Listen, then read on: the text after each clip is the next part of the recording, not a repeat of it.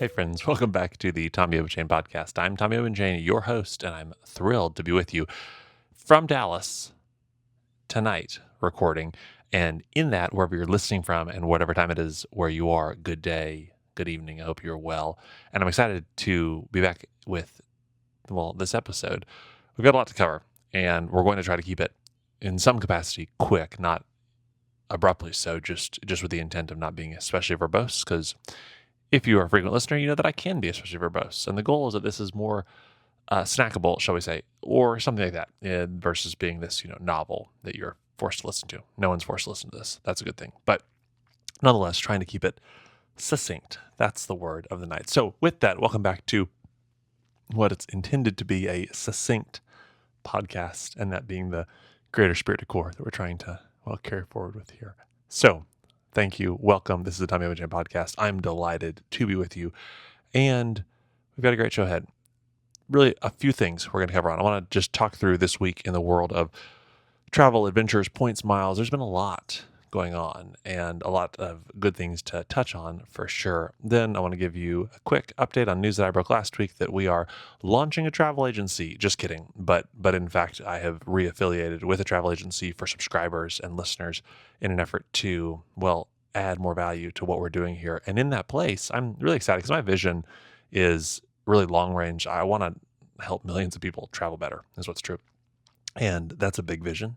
Who's surprised? I like big vision. And so as a result, I'm glad to share it with you here. And that being said, there's a lot of road to cover between now and then. But in the same token, that's the goal. The goal is to help millions of people travel well. And in that place, I'd like it to more than just content. And so that's where we're taking a step toward that direction, towards that with this, materialization. So I want to talk a little bit about that personally and just share a bit more about what that really means. And that's kind of a today update insofar as what that means today. This is going to be iterative. It's going to evolve and change. And the hope is one day we have airplanes that you can fly on. And in that place, the goal is one that is a step at a time sort of thing. So I want to speak a little more about that. We'll land the plane, carry on. It's going to be a great show, and that's what we have ahead of us. So once more, welcome, and let's get into the news with, travel, adventures, points, miles, what's been happening. Okay, I'm going to kind of go front to back here. Front is in the last 24 hours. Two things have happened. Spirit Airlines is effectively considering reorganizing again. They just exited bankruptcy protection. They're going back maybe into it. They've brought on some expensive consultants to tell them whether they should or not, after putting out to the market's great tumult a warning that they likely won't have enough money to run through the end of the year based off their current net operating losses, which is really tough, especially when you were previously the most profitable airline in the Americas at least. And that, number is kind of how you measure that. A little bit of variance there. But the point is just that Spirit was extremely successful and profitable. And how the turntables have turned. And so far as now they're looking at functional extinction. And that is likely going to lead to something between either a second bankruptcy, maybe at best, or at worst liquidation. Interested to see, interested to watch. And in that, not actively buying tickets on Spirit, though that was never really my case, as it's not really a preferred carrier of mine, but your mileage might vary. And it says a lot about the current U.S. air infrastructure and industry with respect to Spirit's woes and tales. And that leads to Southwest, a common and rather relevant point of communication here on the podcast. And for those of you who, like me, live in the Dallas-Fort Worth Metroplex or any market that Southwest serves with material frequency, because Southwest has, in so many words, kind of put flesh around their intent to begin over ocean Atlantic service. Obviously, they do fly right now to Hawaii, which is oceanic Pacific flying, but it's still domestic in the U.S. Their intent is to start service into Reykjavik in Iceland, with my understanding being that that route will initially begin out of Baltimore, and then Nashville is a consideration there as well. They have a very big market in Nashville. That would make all the sense in the world in a certain capacity, but it's sure going to be interesting to see how they go about it, and it will feed well into a partnership with Icelandair that they're currently piloting with the intent of really growing. I am thrilled. If you're a Rapid Rewards member, it's going to be great from a reciprocity and use of points standpoint. I'm curious to see kind of how tier benefits walk across, if at all. I have long wanted to try Icelandair and visit their Saga Lounge in Iceland, or rather in Reykjavik. It looks wonderful. I really long wanted to visit Iceland, plainly, and I do think it'd be, cool to see if you have kind of reciprocity from a tier standpoint, whether you could get perks on Icelandair, as that would be value additive and good. Both carriers really do stand again a lot. I was harsh on that partnership originally, and I do think Southwest can think bigger and stronger than their current angle, so to say. But that's another topic, another podcast, and I sit here in this comfortable chair just to be wrong, right? Like, what do I know? I'm not running Southwest Airlines, but I do have opinion and know a thing or two about marketing, and in that place am interested and perhaps a little concerned by the current management's just overall trajectory. And I think Icelandair is a unique kind of first partner, but it's good to make a go of it, and it stands to be very value additive for members of their rewards program, which is one of the bigger lifts or pursuits in this growth in international flying specifically. So we're curious to see how that shakes out. I am extremely interested to watch it and eager to fly on a Blue Southwest 737 to anywhere over ocean. Evidently, Dublin's another consideration that's kind of well within the range of their current fleet, but they have completely thrown the book out on their brands and operations kind of premise thus far. So who knows? We could see Dreamliners and Southwest colors soon with flatbed seats and business class lounges. And People Express has proven you can do that very well. I would say the rest of People Express's story is a cautionary tale, and Southwest would do well to bear caution. And I say that again as a recent frequent flyer on Southwest, shareholder now for quite a while, and believer in the brand's ethos. So we'll see. Assigned seats start on January 27th, 2026. My intent is to be on a Southwest plane the day that begins, because it'll be a big change in the airline's, 50 years to date of flying. And so we'll see. More to come, to be sure, for good old Southwest Airlines. And actually, 50 years plus. They're well over 50 years. But yeah, it's a long history of doing the same thing the same way. So these days of rapid change at the carrier the story's not done. I'm very interested to see what happens. Okay, so that's Southwest, that's Spirit, that's kind of the end of the week. At the beginning of the week, Air Canada's flight attendants went on a strike that literally ground the airline to a halt, and it was kind of this dramatic thing where in Canada they were told by some high up person in the government, you must start flying again. They said, no, we will not. And then there was kind of this, negotiation that took place between the airline and the management of the airline and the flight attendants, and now it is operating again. And Air Canada has said, we will pay for whatever expenses were reasonably incurred by travelers who were displaced, while our airline was literally shut down for a few days. And that's not just, like, oh, what a bummer, I can't go to Montreal from Dallas, or, oh, I'm supposed to fly Air Canada overseas via Canada, and now I'm stuck, in Frankfurt for a few extra days. But really, the airline provides a lot of essential or very, critical infrastructure flying in Canada, especially in more remote Canada. And so it was a big deal that the airline was shut down for a couple of days. And it drew a lot of ire from, to my understanding, swaths of the Canadian population, as you would imagine, as there's only a couple of big airlines in Canada. You don't have kind of the multiple bigs. You've got kind of two is really my read on the market, insofar as you've got WestJet, they're quite large, and then Air Canada, obviously they're the flag carrying airline of the country, and brand at least. And to have it shut down, not a small thing.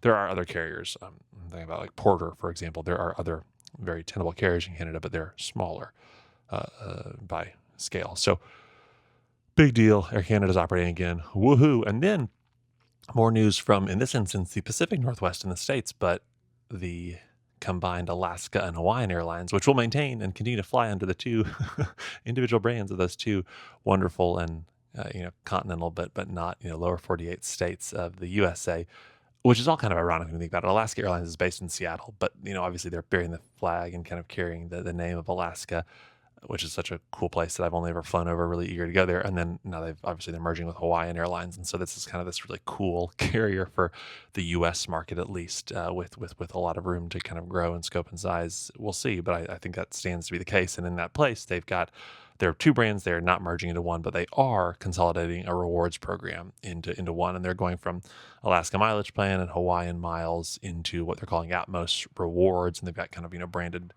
points and status points and how they're doing it all. But they've reinvented the tiers, and they really are building a program that is as innovative as we've seen in the points and miles world in a very long time. Typically, news in airline miles world is bad news. It's devaluations, it's points cost more, they're harder to earn, it's upgrades are more competitive, whatever. It's not value rich. It's typically value light. And this is the opposite. This program is just a competitive advantage is what's true. And Alaska, Hawaiian, they know they need it is what's true. They have a really, I would gently submit, a very sophisticated leadership team, very product first and looking for the edge that loyalty gives them. And they are delivering that in spades. And they have a suite of credit cards that are going to complement, that are all issued by Bank of America. They look awesome. So if you're a frequent flyer on Alaska, Hawaiian, have use of their program and network, which is quite complementary with Oneworld, which they're a part of, which is great if you're a Oneworld frequent flyer like I am in Dallas, kind of invariably here. I'm really excited to see this program kind of live and breathe. And I don't at present believe I have real use for kind of like deep affiliation with the program, getting a credit card, going for status, what have you. But I'm certainly kind of watching closely, excited for those who can take great advantage of it, because it is awesome and it will make everyone else more competitive. It kind of has to a point. So that is cool. And that is big news. Those were the bigger items I wanted to make sure I highlighted from this last week. I will leave it at that and save commentary on my family's travel back from Minnesota for another episode, but have some commentary to offer there. So preview for what's to come. Let's talk quickly but substantially. TommyObenchain.com, we're bringing a travel agency online. What is the point? Well, like I said at the beginning of the episode, the vision here is substantial to me. It's this deep and kind of heartfelt, desire, call, if you will, perhaps to help people with travel and help you, wonderful listener, wonderful reader, travel well, travel better, and do so with great information, because it takes the know-how and the knowing where to go, knowing what's available insofar as, well, for sure, airfare, hotels, options are from a where to stay standpoint, and then kind of having best in class, what's really best in class pricing, best in class benefits while traveling. How do we get the best perks that are out there for you? And so that's the kind of broad premise, my vision. I think God might have placed me on earth to help millions of people travel well. I actually think he has more purpose than that insofar as what my purpose on earth is. So I'm being a little tongue in cheek, to be clear, but for the point of this podcast, hear me say, I take travel as something more than just a passion or interest. I really take it as a calling, because there's so much good that comes from travel in our world. And I believe it's a God-given, God-created, God-endowed good. And that's quite a bold statement, I recognize. So thank you for at least listening to me say it and not turning this off just immediately. But in that place, I don't want to kind of skirt the point. There's great good in travel, and you're traveling well is not just a good thing, it's a great thing. And so I'm here to be of help and of service. And that's the vision behind adding this element onto, well, the website, the content we're putting out, and really being forward with the broader vision that is present here. So what is that? That's all nice, Tommy. What does that mean? Well, a few things.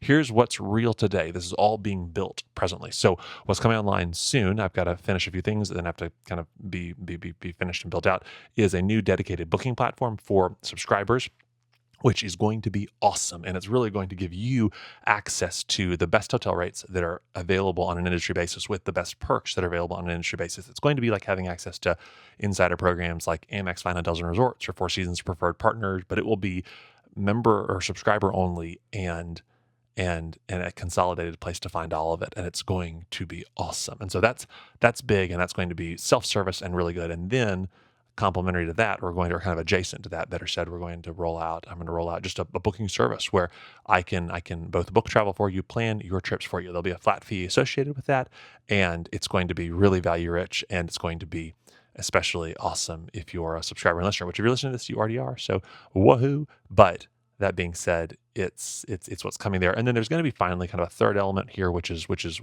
flight booking services. Right now, the travel planning is going to be just flight recommendations. Here's what you should go book. And that really will be enough for, I believe, 90% of those who I'm taking care of, we're taking care of travel for. But I do want to have a total white glove, kind of hold your hand, we'll watch travel and kind of be your flight concierge or something like that, if you will, just like a end-to-end solution from handling, booking, managing, and making sure that your flying goes off well. And if there's a problem, helping recover that problem. That is not going live in this next round, because that's a pretty big task, is what's true. So if you're booking hotels self-service to the site, you're going to get just phenomenal access to best perks, best prices, and the best properties in the world. That's a lot of bests. I can't wait for you to see it, because you're going to be a believer when you do. Number one. And then number two, and that'll be at no cost. Just all you have to be is a subscriber, and you've got access. It's going to be brilliant. And then number two, there will be a full send, let us do it for you plan and book trips, and it's going to be great.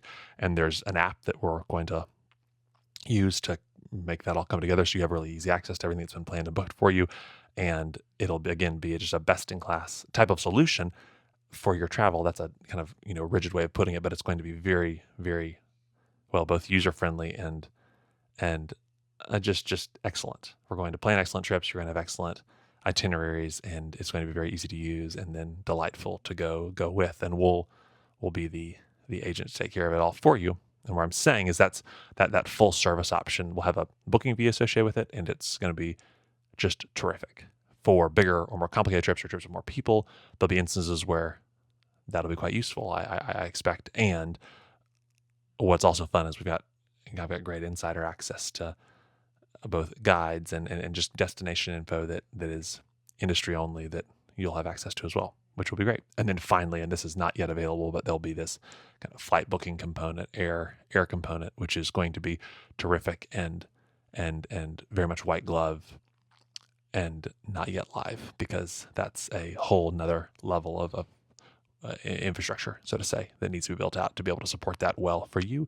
And I want to use it myself, is what's true. And that is on the roadmap, but not yet here. So great stuff coming, and you'll hear more about it in upcoming newsletters, future podcasts, and you can drop me an email or send questions when you're ready to book. And if right now you're ready and need help booking, we are set up to take preliminary bookings. This is all, again, very early stage in the best way. There's a lot to come and more to announce insofar as tools that are coming online, etc. But if you need help booking today and you're listening to this, or you just want an idea, you've got a trip, you want to think about it, drop me a line, shoot me an email. You can find that in, the show notes or then easily on tommyobenchain.com, the website. Very easy. Tommy at tommyobenchain.com gets right to me, and we can help you book a really great trip.